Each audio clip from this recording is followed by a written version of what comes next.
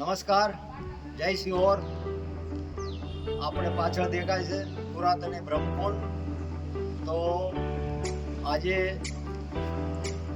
શ્રાવણ માસ આવે છે પહેલા સિહોર બ્રહ્મકુંડમાં મેળા એવું ભરાય એટલે અમારા ભાવનગરના રાકેશ ભગત જે અને એની ટીમ અમાસ મંડળ અને એની ટીમ તારીખ 23/7/24ના રોજ સવારના 9 વાગે આ બ્રહ્મકુંડમાં શ્રમદાન કરવાના છે. અને આપ જનતા જે જુએ છે, સાંભળે છે, જેને રસ છે એ લોકો સિહોર બ્રહ્મકુંડ પુરાતનીમાં આવે કે ભાઈ લોકો ખિસકોલીએ જેમ કામ કર્યું હતું સેતુબંધમાં એમ આ પુરાતનની જગ્યા માટે હું શું કરું એ ભાવના હોય એ ભાવના માટે શ્રમદાન કરવા આ ભાવભીનું આમંત્રણ છે. અને મફતમાં પુણ્ય કમાવ. શ્રાવણ માસમાં અહીંયા મેળા ભરાય છે અને આ પુરાતની બ્રહ્મકુંડ છે એનામાં તમે સહભાગી થાઓ. એક તું ભારત માતા કી જય. અનિલ મહેતા. હું છું રાકેશ સાથળિયા અને અમે આવ્યા છીએ સિહોર બ્રહ્મકુંડમાં. અને મેં કીધું તો આવતા વિડીયોમાં બનાવ્યા હતા કે શ્રાવણ મહિનો આવે એની પહેલા આપણે બ્રહ્મકુંડ આપણે બધા મળીને આ બ્રહ્મકુંડમાં જે મદદ સાફ સફાઈ કરવી હોય એ આપણે કરી શકશું.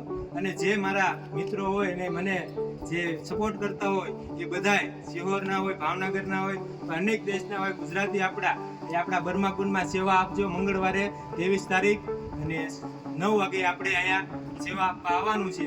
એ બ્રહ્મકુંડમાં જે બને એટલી આપણે સેવા કરશું. અને અનિલ મહેતા પણ આપણી સાથે છે અને બાપુ પણ અલગદાસ મહારાજ એ પણ આપણી સાથે છે. આપણે એમને અહીંયા તપ કર્યો હતો એટલે પહેલા તો મને આવવાની ભાવના હતી. એમના બધા આશીર્વાદથી આપણે બધું આવી સેવા કરીશું. નમસ્કાર મિત્રો, આજે આપણે પહોંચી ગયા છીએ છોટે કાશી. છોટે કાશીનો અર્થ થાય છે સિહોર. સિહોર ભાવનગર જિલ્લાનું એક રૂડું અને રૂપાળું ગામ છે અને એ ગામની મધ્ય ભાગે બ્રહ્મકુંડ આવેલું છે.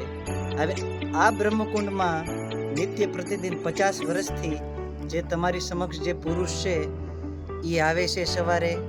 બ્રહ્મકુંડમાં કામનાથ મહાદેવ છે અને આ બ્રહ્મકુંડ વિશે આપણે એમની પાસેથી જાણશું. તો પ્રભુ, તમારું નામ શું છે? મારું નામ સુરેશભાઈ સસવારા. સુરેશભાઈ સસવારા, બરાબર. તો તમે કેટલા વર્ષથી બ્રહ્મકુંડ આવે છો? 50 વર્ષ. તો આ બ્રહ્મકુંડ વિશે કંઈક થોડીક 1-2 વાત જણાવો કે આ બ્રહ્મકુંડ કોને બનાવ્યું? બ્રહ્મકુંડ સિદ્ધરાજ જયસિંહ બરાબર. એમનો ફોટો બરાબર. આ જે મિત્રો તમે જોઈ રહ્યા છો બ્રહ્મકુંડ, આ બ્રહ્મકુંડ 700 થી 800 વર્ષ જૂનું છે અને આ બ્રહ્મકુંડ આપણા સિહોરની ધરોહર છે. હવે આ ધરોહરને આપણે નહીં સાચવી તો બીજા કોણ સાચવશે?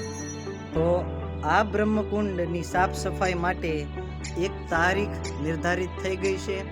તો 23/7/2024ના દિવસે સવારે 9 વાગ્યાથી 12 વાગ્યા સુધી આ બ્રહ્મકુંડની સાફ સફાઈ થશે.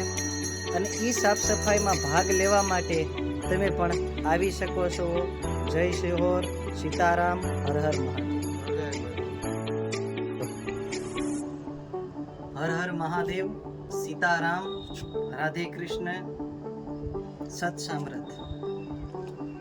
આજે અત્યારે હાલ હું બ્રહ્મકુંડે ઊભો છું અને આ બ્રહ્મકુંડ ની એક અલૌકિક ઘટના છે કે જે આપ બધાને જાણવી જરૂરી છે. બ્રહ્મકુંડ સિહોરની મધ્ય ભાગે સ્થિત છે. આ બ્રહ્મકુંડ આજથી 750 થી 800 વર્ષ પહેલા સિદ્ધરાજ જયસિંહ સોલંકીએ બનાવ્યું. એક વાત એવી છે કે ભગવાન કૃષ્ણ એ આ જગ્યાએ આવેલા. હવે ભગવાન શ્રી કૃષ્ણ જ્યારે અહીંયા આવ્યા હતા ત્યારે આટલી બધી વ્યવસ્થાઓ અને સુવિધાઓ હતી. ભગવાન શ્રી કૃષ્ણએ એવી એક પૌરાણિક વાત છે અને એક કહેવત છે કે ભગવાન શ્રી કૃષ્ણએ આ જગ્યાએ આવી અને સ્નાન કર્યું. હવે એમના સ્નાન બાદ આ જગ્યાએ સિહોરવાસીઓએ અને સિહોરના જે સાધુ સંતો હતા, ઋષિ મુનિઓ હતા અને બ્રાહ્મણો હતા એ બધાએ મળી અને નક્કી કર્યું કે આ જગ્યાએ કંઈક થોડી ઘણી વ્યવસ્થા થાય તો એક નાનો અમથો કુંડ બનાવવામાં આવ્યો. ત્યારબાદ ઘણો સમય વીતી ગયો. ત્યાર પછી સિદ્ધરાજ જયસિંહ સોલંકી, જેને કહેવામાં આવે પાટણના મહારાજા, એમનો શ્રાપ હતો. હવે એમનો શ્રાપ એક મહિલાએ આપ્યો હતો. હવે એ મહિલાના શ્રાપના કારણે એમનો કોઢ નીકળ્યો હતો. હવે એ કોઢ ઘણા સાધુ સંતો પાસે સિદ્ધરાજ જયસિંહ સોલંકી ગયા, ઋષિ મુનિઓ પાસે ગયા, પણ એ કોઢ જાતો નતો. પછી સિદ્ધરાજ જયસિંહ સોલંકી ફરતા ફરતા અહીંયા બ્રહ્મકુંડ આવ્યા. ત્યારે એમને કોઈએ કીધું કે આ જગ્યાએ ભગવાન શ્રી કૃષ્ણએ સ્નાન કરેલું. તો એમને એવું થયું કે હાલો હાથ પગ ધોતા જાય.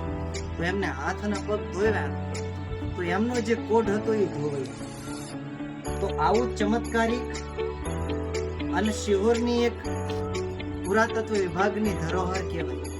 શિહોરની જનતાની, ભાવનગરની, ગુજરાતની અને આપણા ભારતની એક આ ધરોહર કહેવાય. હવે આને આપણે નહીં સાચવીએ તો બીજા કોણ સાચવશે? તો એની માટે આગામી 23/7/2024 ના દિવસે મંગળવારે સવારે 9 વાગ્યાથી બપોરના 12 વાગ્યા સુધી આ જગ્યાએ સેવાદાનનો કાર્યક્રમ છે. સેવાદાનમાં તો આ જગ્યાએ જે દિવાલોમાં જે પીપળા ઉગી ગયા છે, વડલા ઉગી ગયા છે, જે ધરોહરને ક્ષતિ પહોંચાડે છે, હાનિ પહોંચાડે છે, એની માટે યુટ્યુબર રાકેશભાઈ સાથળિયા, એમને શ્રી બાપા સીતારામનું યુટ્યુબ ચેનલ છે.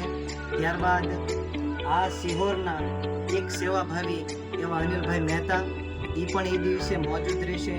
23/7/2024 ના દિવસે સવારે 9 વાગ્યાથી લઈ બપોરના 12 વાગ્યા સુધી જે સેવા થાય એ આપણે બધાને મળે કરવાની છે. એમાં મને સમય મળે એટલે હું પણ જોડાઈશ, પ્રયત્ન કરીશ કે જોડાવું. તો આપ પણ એ સેવામાં ભાગ લ્યો.